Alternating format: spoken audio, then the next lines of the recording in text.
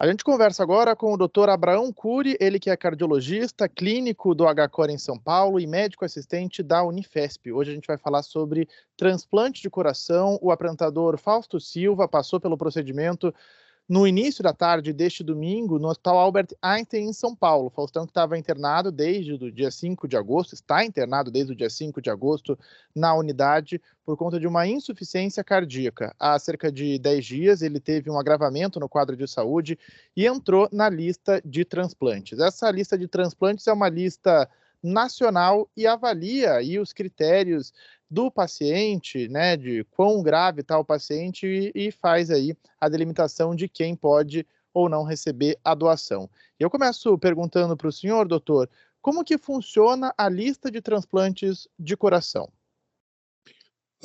A lista de transplantes no Brasil, de uma maneira geral, para todos os órgãos, segue um critério bastante rigoroso de distribuição de acordo com a prioridade de urgência. Então, os pacientes são classificados de acordo com a sua condição clínica e os casos de maior urgência acabam subindo para a prioridade de captação de órgãos. Foi assim, certamente, com o Fausto Silva, agora, recentemente. Então, esses pacientes são muito bem acompanhados nas instituições onde o transplante pode ser realizado. As suas avaliações são feitas, encaminhadas para os órgãos responsáveis, e aí a distribuição, na medida em que esses órgãos vão sendo disponibilizados, respeita rigorosamente o grau de complexidade e gravidade de cada paciente. E é bom que se diga que o sistema de transplantes no Brasil ele é gerido pelo Sistema Único de Saúde, portanto, não existe fila diferente se você vai ser operado num hospital da rede privada ou da rede pública, até porque esses centros são credenciados justamente pelo SUS. Doutor, eu queria perguntar para você agora os próximos passos. Hoje o Faustão passou por essa cirurgia no domingo aqui em São Paulo, uma cirurgia que demorou cerca de 2 horas e meia e, de acordo com a equipe médica que o acompanha, considerou um sucesso, mas pondera que as próximas horas são importantes para a avaliação aí da adaptação do novo órgão agora transplantado no apresentador. Como que funciona uma cirurgia de transplante de coração? Quais os principais riscos e os cuidados a partir de agora? Bem, primeiro que uma cirurgia é uma cirurgia, e é uma cirurgia grande, uma cirurgia de muito grande porte. Quer dizer, como qualquer cirurgia, os cuidados devem ser tomados, e em especial essas grandes cirurgias, o primeiro e grande risco que você enfrenta, independente do tipo de cirurgia, é o sangramento. Depois, a infecção. Em especial, num caso de transplante, levando-se em conta a necessidade da imunodepressão ou da imunossupressão a que o paciente vai ter que ser submetido, infecção é uma preocupação muito grande. E, obviamente, a rejeição do órgão, que pode ser uma rejeição muito aguda e pode ser uma rejeição mais tardia. A introdução dos medicamentos para evitar a rejeição é muito importante. E esse acompanhamento é um acompanhamento que precisa ser feito assim, de forma muito criteriosa. Inicialmente, óbvio, ele foi para uma unidade de terapia intensiva, vai permanecer lá até uma condição de estabilização a mais completa possível, permanecerá no hospital ainda por alguns dias, e a partir daí a equipe médica responsável vai estabelecer a periodicidade inicial com a qual ele tem que ser avaliado. Inicialmente, isso é praticamente todo mês, e depois vai se espaçando com a realização de exames específicos e com uma equipe também especializada. É importante que se diga que o acompanhamento pós-transplante deve ser feito por médicos treinados a fazerem esse acompanhamento. Não é adequado que isso seja feito sem esses médicos, pelo menos pelo período inicial de pós-operatório. Doutor, queria conversar com o senhor sobre esse período justamente pós-operatório. A gente pode falar numa taxa de sucesso para transplante de coração, e o senhor pontuou aí alguns riscos, mas qual é o passo a passo agora para o restabelecimento de uma vida, podemos dizer assim, mais próxima do normal? É vida normal a partir de agora? A partir de quanto tempo?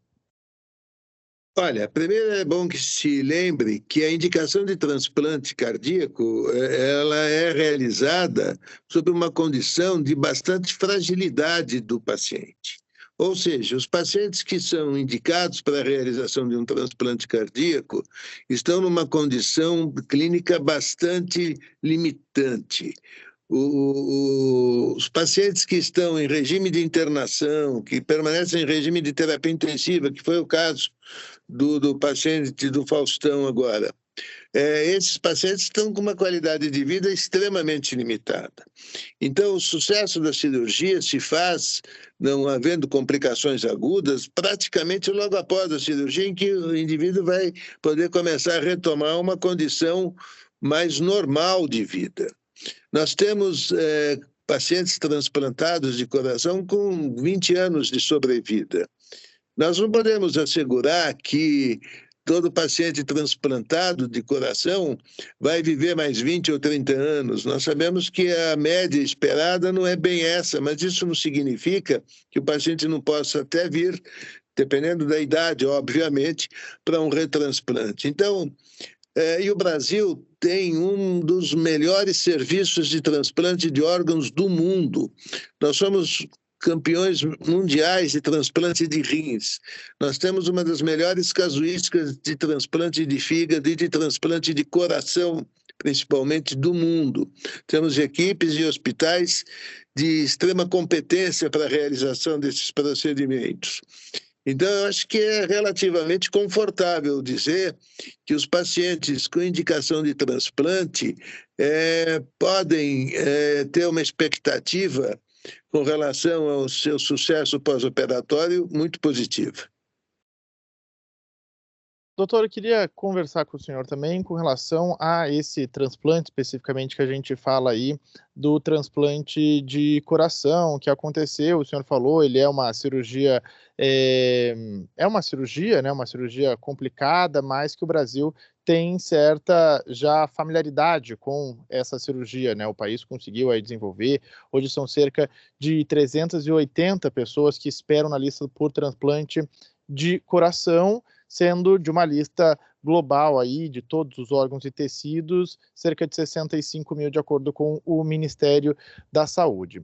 A partir de agora, com o caso do Faustão, eu lembro também o caso do Gugu, o que se espera é que a gente consiga voltar a ter aí índices melhores de taxas de doação, né? Porque nem todo mundo pode doar. Então, quem pode doar geralmente os órgãos e a principal dificuldade para convencer esse momento da doação? Olha, esse é um tema muito antigo. Quase que assim, desde a minha época de estudante de medicina, a gente já era meio que treinado a se preparar para enfrentar essa dificuldade, que é a maior dificuldade que nós temos hoje para que pudéssemos ter otimizado a realização de transplantes de uma maneira geral no Brasil. É preciso que haja uma conscientização da sociedade sobre essa importância. Você sabe que, às vezes, o que ocorre é que as famílias acabam por terem bastante resistência na hora de concordarem com a doação dos órgãos. Mesmo que o indivíduo tenha deixado um documento que ele quer ser doador, no momento da terminalidade, a decisão acaba recaindo sobre os familiares que, eventualmente, podem não concordar com esta situação.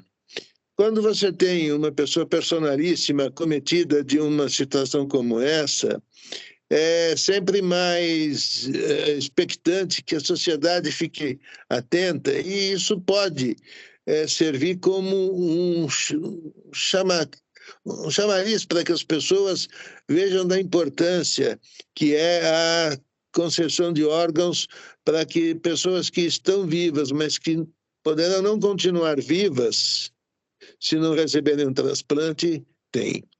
De sorte que eu espero que essa situação agora sirva para motivar as pessoas a darem a importância que é conveniente que seja dada, porque seguramente nós temos no Brasil, em todas as etapas, uma das melhores estruturas para transplante de órgãos do mundo, com auxílio da aeronáutica, da polícia militar, com os hospitais de excelência, com equipes de excelência. Nós podíamos estar muito mais adiante do que estamos se houvesse esse entendimento da sociedade com relação à importância fantástica que é transplantar órgãos. É quase que como, ainda que usando uma coisa meio simbólica, é quase como que deixar um pouco vivas aquelas pessoas que nos deixaram através de outros corpos. Isso é o que eu acho que as pessoas precisavam começar a interiorizar. As pessoas familiares dos que nos deixam, dando não só os pacientes que precisam de transplante, a continuidade da vida, mas dando um pouco da vida daqueles que nos deixam para essas pessoas necessitadas. A gente conversou aqui na Band News FM com o Dr. Abraão Curi, ele que é cardiologista, clínico do HCOR em São Paulo e médico assistente da Unifesp. Doutor, agradeço muito seu tempo e disposição para conversar conosco. Até uma próxima. Até uma próxima, foi um prazer.